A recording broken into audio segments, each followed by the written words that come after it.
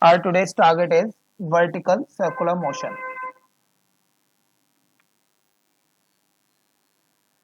or you can call it non-uniform circular motion. Why do we call it non-uniform circular motion? Because during the vertical circular motion, the body will revolve under the influence of gravity, and ultimately when it goes up against the gravity, there will be a decrement in its velocity, and when it comes down along the velocity, or sorry, along the gravity, so its velocity will tend to increase due to the influence of gravity. So right now I am just segmenting the entire circular motion into two dimensions, x and y. You can see clearly x, x dash, and y, y dash. And obviously the circular motion would start from the lowest point of its circular path, and if it is revolving on this vertical circular path and gravity is acting in downward direction, let's say plus g, it is acting in downward direction. So initially the particle would lie on its lowest position, that is represented by L. The particle's highest position is expected highest position would be this, let's say point H, and two positions would be same, A and B.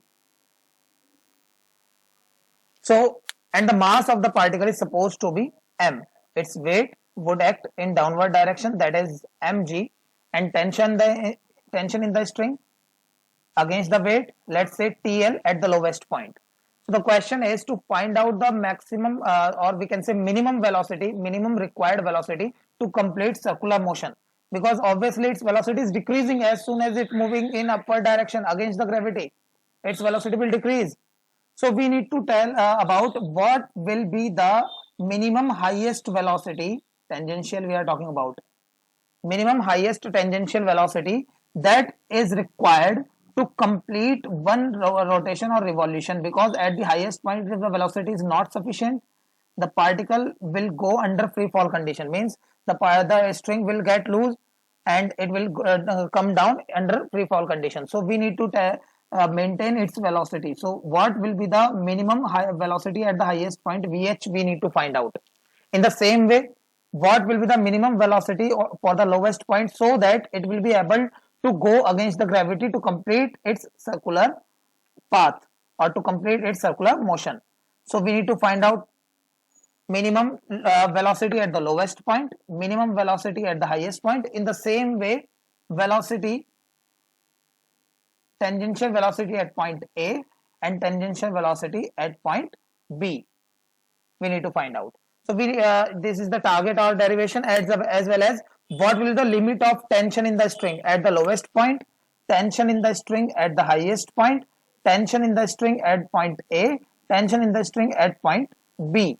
And let me tell you one thing, that A and B, they will have same magnitude of velocity and we can say tension, because they are lying at the same height for the gravity. So the gravity will affect at the same level in these two cases. So it's your choice to either go for A or B.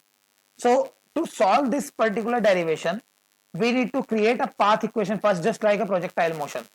So let's assume the particle reaches at a random position. It starts from L and it reaches at a random position P during its circular motion at a random position P within time t seconds. Within time t seconds. So we need to represent all possible or effective forces during this circular motion. So its tangential velocity at this point, it would be small v.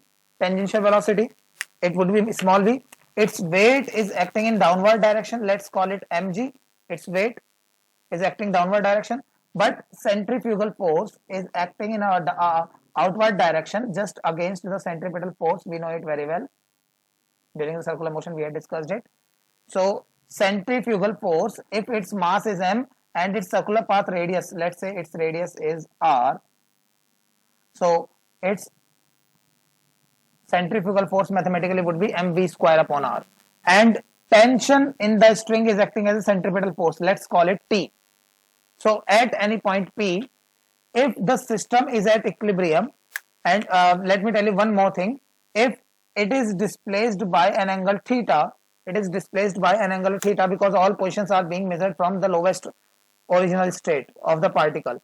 if it has been displaced by an angle theta, so ultimately its weight is also making an angle. You need to pay attention on this. Let me write VL here so that it would be clear for you. That is mg. So its weight is also making an angle of theta from this centrifugal force line. So one component of weight is also acting in outward direction, that is mg cos theta. Mg cos theta is also acting in outward direction, and mg sin theta is acting in opposite to velocity, but we are assuming that the particle is revolving in the circular path, so obviously velocity can't be affected by this mg sin theta. So do not you are not required to mention mg sin theta here. Only mg cos theta is responsible. So for a balanced circular motion, for equilibrium condition, you can say, for equilibrium condition,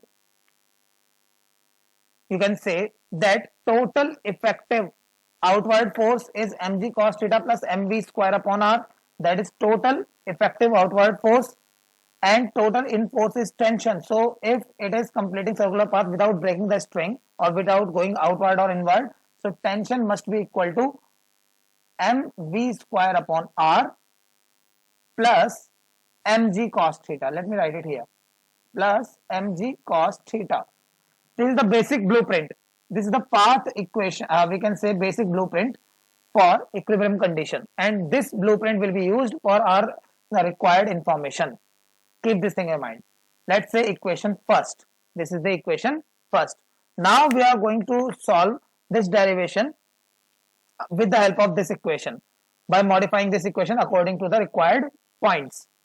So first you need to keep this thing in your mind, that what is the diagram, what are the assumptions, and what is the equilibrium equation. Now let's try to modify it.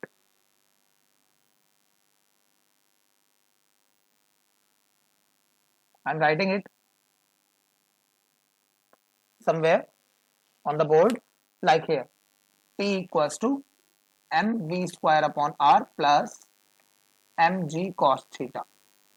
Let's say equation first. Keep this thing in your mind. Now let's talk about at the highest point, at point H. At point H, if the particle is supposed to complete its circular path or its circular motion, it means it must not get in free fall condition, means TH must be greater than 0. This is the essential condition. TH must be greater than 0, because if TH becomes negative, it means the ball will go, or the body will go in free fall condition. The string will get loose. So at point H, for complete rotation or revolution of the particle, TH must be greater than or equal to 0. We are talking about the extreme case. So TH must be greater than or equal to 0 for complete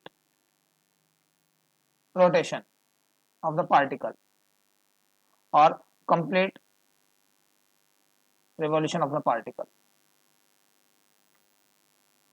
Keep this thing in mind. TH must be greater than or equal to 0. So if I try to modify TH from equation first,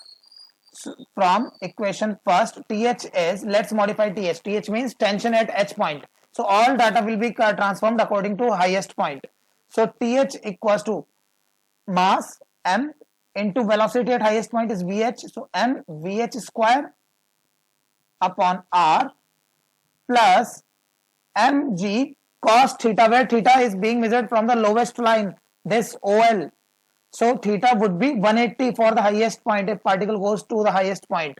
So mg cos 180. You know why? Because theta is 180 degree for the highest point. That is the modified equation. So let's implement these, or let's compare these two assumptions. So you can say if this whole expression is equivalent to TH and TH is greater than or equal to 0, so this whole expression must be greater than or equal to 0. So let's write. So you can write mVH square upon r minus mg. You know why? Because cos 180 is minus 1, greater than or equals to 0. Or you can write mVH square upon r equals to mg, greater than or equals to, sorry, my mistake, greater than or equals to mg, mVH square upon r. This is greater than or equals to. Let me adjust the light little bit for you so it would be visible.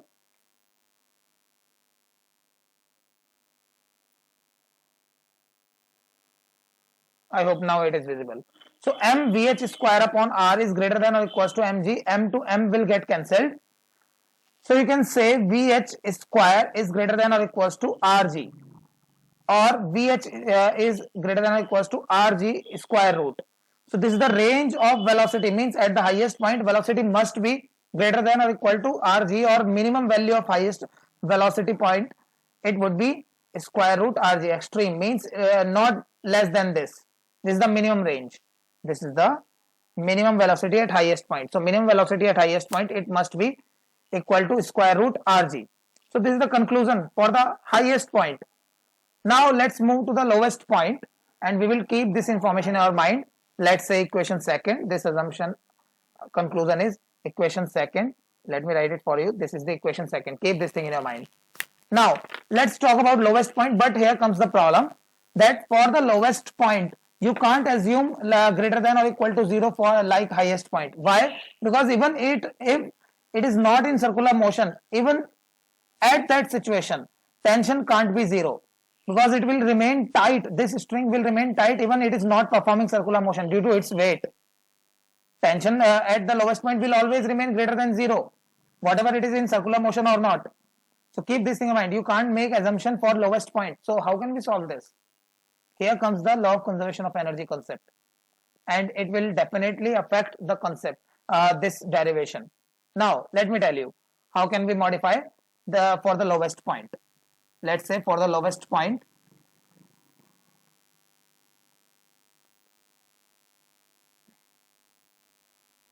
keep this in your mind.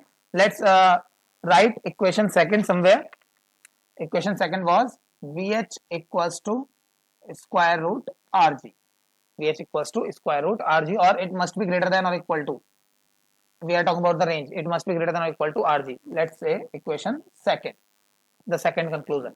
Now for the lowest point, for point L, we can't calculate it directly. So I am going to use law of conservation of energy. Total energy according to law of conservation of energy. According to law of conservation of energy, total energy at highest point equals to total energy at lowest point. We know it very well. Total energy at highest point, mechanical energy, equals to total energy at lowest point, and total energy highest point is kinetic energy at highest point plus potential energy at highest point, gravitational potential energy right now, because it is going against the gravity, equals to kinetic energy at lowest point plus potential energy at lowest point, and the height is being measured from the lowest point. You know it very well. Now how can we solve it? Let's try to find out first kinetic energy and potential energy at the highest point. So kinetic energy at the highest point is half m vh square, and we have the value of vh, that is greater than or equal to root rg. So kh would be greater than or equal to, because they are equal. So the same sign will get transferred. So kh would be greater than or equal to half m vh square, that is rg square root to the square, that is simply rg. So mrg by 2, you can say mrg by 2, that is kh.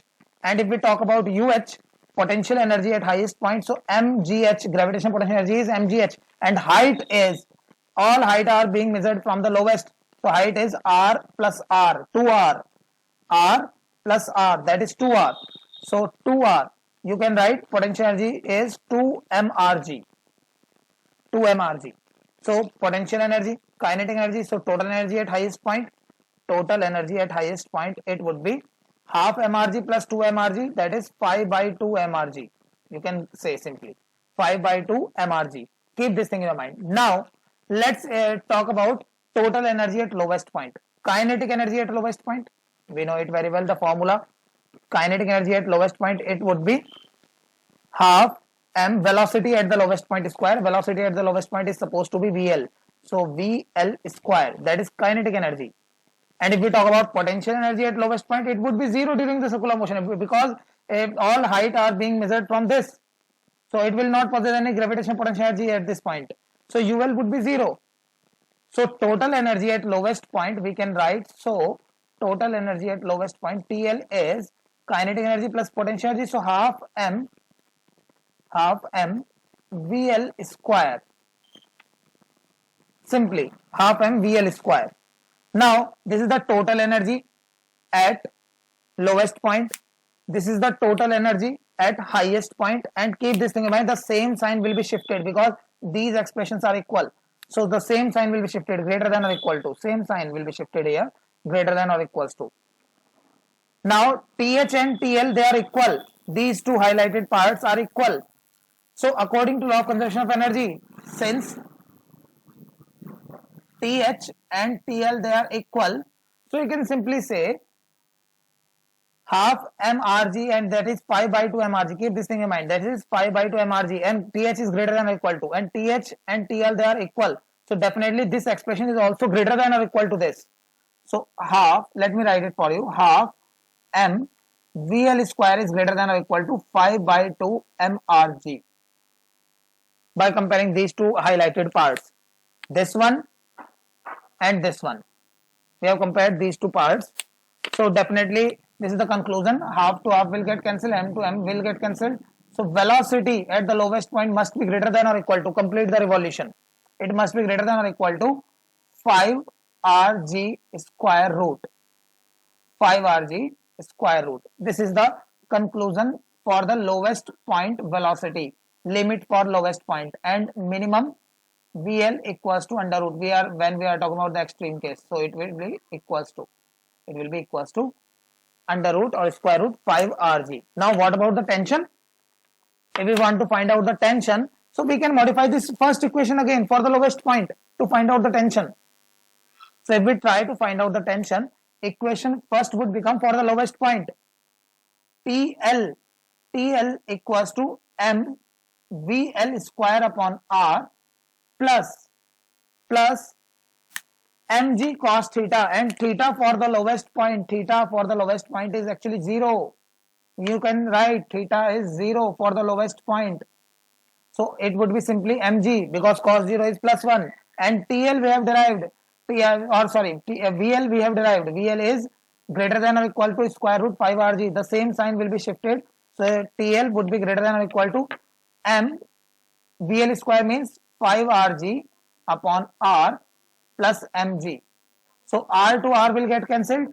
So finally TL is greater than or equals to 5 mg plus mg, 6 mg.